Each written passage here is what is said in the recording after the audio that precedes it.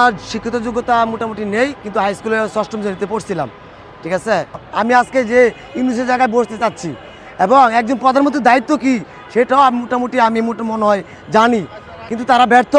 যে বিগত স্বৈরাচারী শেখ হাসিনা ব্যর্থ, খালেদা জিয়া ব্যর্থ, জাতীয় পার্টি আরশাদ ব্যর্থ, আজকে ইউনূস এবং ইউনূসের উপদেষ্টা ব্যর্থ। ডক্টর ইউনূসের জায়গায় আপনি বসতে চান কেন? একটা দেশের দায়িত্ব কিন্তু অনেক আছে, কেন? হ্যাঁ, আসসালামু আলাইকুম রহমতুল্লাহি ওয়া বারাকাতুহু। আপনাদেরকে ধন্যবাদ। আমি আজকে যে প্রেস ক্লাবের সামনে আসলাম বাংলাদেশের প্রেক্ষাপট নিয়ে এবং বাংলাদেশের রাজনীতি নিয়ে, যে নোংরা রাজনীতি চলছে বাংলাদেশে, সেটাকে নিয়ন্ত্রণ এবং পরিষ্কার করার জন্য। তাহলে সারা বাংলাদেশে আমার মতো একজন না একজন কি দেশের দায়িত্ব নিতে হবে না? সেজন্য আজকে আমি কিন্তু সাধারণ একজন পরিবারের সন্তান। ঠিক আছে, সেখান থেকে আমি কেন আসলাম? আমার ছেলে মেয়ে বাচ্চা ফালিয়ে শুধু দেশের মানুষের শান্তির লক্ষ্যে, পুলিশের নিরাপত্তার জন্য, সাংবাদিকদের নিরাপত্তার জন্য, সেনাবাহিনীদের নিরাপত্তার জন্য কোনো মানুষের কোনো প্রশাসনের নিরাপত্তা দিতে পারছে না কোনো সরকার। কেন? এটার নাম কি বাংলাদেশ? একজন প্রধানমন্ত্রীর দায়িত্ব জনগণ সমস্ত রাজনীতিবিদদেরকে নিরাপত্তা দিবে এবং ইসলামী একটি শাসন করবে এবং প্রত্যেকটা মানুষের দুর্নীতি মুক্ত করার চেষ্টা করবে, যাতে এই দেশের মানুষ অভাব অনটনে না থাকে এবং দেশের সম্পদ বিদেশে পাচার করছে। এটাই তো আপনারা সবাই অবগত। কেন হচ্ছে? আমি এই মন্ত্রী হয়ে জনগণের উপকার না করে আমি আমার নাতিপুতির ভবিষ্যৎ করছি। এটাই তো বাংলাদেশ না?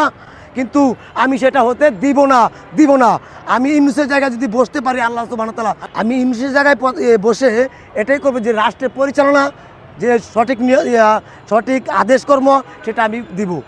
যে প্রত্যেকটা জায়গায় যে দুর্নীতি হচ্ছে, হাসপাতালে কুটে এবং সাধারণ পাবলিকের এবং মানুষের আস্থা নাই, রাস্তায় বেরোতে পারে না, মানুষের কষ্ট, কী দিয়ে কষ্ট, মানুষের নিরাপত্তা নাই তো বর্তমানে। আপনি রাস্তায় যাবেন মানুষের নিরাপত্তা নিয়ে কিছু করতে, আপনার উপর আক্রমণ, পুলিশ যাইব মানুষের খেজমত করতে, পুলিশের উপর আক্রমণ, আলেমদের উপর আক্রমণ। বিগত 4-5 দিন আগে ইজতেমা ময়দানে একটি হাঙ্গামা হয়েছে মুসলমানদের মধ্যে। কেন? এটার নাম তো বাংলাদেশ না। আমি গেলে আমি সব কটাকে নিয়ে রাষ্ট্র পরিচালনা করব এবং রাষ্ট্রের কোন কাজ করলে রাষ্ট্র তাড়াতাড়ি এগিয়ে যেতে পারবে সেই কাজগুলো আমি পদক্ষেপ নিব। আপনার কাছে তো আমি একটা প্রশ্ন রাখতে চাই। আপনি বলেছেন যে ডক্টর ইউনূসের জায়গায় আপনি বসতে চান। ইনশাআল্লাহ।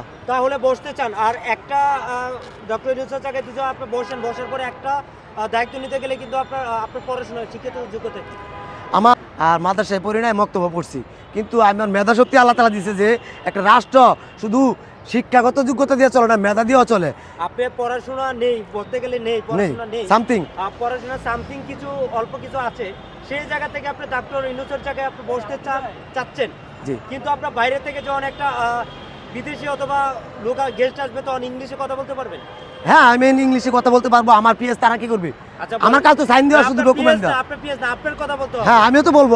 আমি আমার দেশকে এগিয়ে নিতে চাই, তাহলে তাদের সঙ্গে ভাষা বলতে হবে, তাদের সঙ্গে আমার দেশের জন্য অর্থ আনতে হবে। আমি সেটা প্রধানমন্ত্রী বুঝবে, সেটা দায়িত্ব প্রধানমন্ত্রীরই, কিভাবে দেশকে এগিয়ে নিবে। জি, তো প্রধানমন্ত্রী বুঝবে যে দেশকে এগিয়ে নিতে গেলে কোন রাষ্ট্রের সাথে বন্ধুত্ব করতে হবে, কোন রাষ্ট্র থেকে অনুদান আনতে হবে, সেটা আমি ইংলিশে, আরবি, উর্দু যেখানে যেটা লাগে সেটা প্রধানমন্ত্রী করতে হবে। আচ্ছা, একটু বলেন তো, একটু ইংলিশ বলেন। ঠিক আছে, একটু ইংলিশ বলেন। ইংলিশ বলতে যে দেশে যাইবো, সে দেশে যদি উন্নয়নের জন্য কিছু আই থিঙ্ক মনে করেন আমাদের বাংলাদেশের অভাব অনটন চলতেছে, মনে করেন এই আর্থিক সহায়তা নিব তাদের কাছ থেকে, তো বলবো যে আমি বাংলাদেশ অর্থনীতি অবস্থায় যে লসিং, সেটা বলবো আর কি। তো বললে তারা যদি আমাদেরকে আমার দেশের প্রতি মায়া লাগে, অবশ্যই আই থিঙ্ক হেল্প করবে। ইংলিশে বলেন। What your name, what your name, তোমার নাম কি? হ্যাঁ, হোয়াট ইউর নেম, তোমার নাম কি? আই এম বাংলাদেশ বা America, I am Bangladesh to America, this is I am Bangladesh. হ্যাঁ, আর্থিক নাথিং,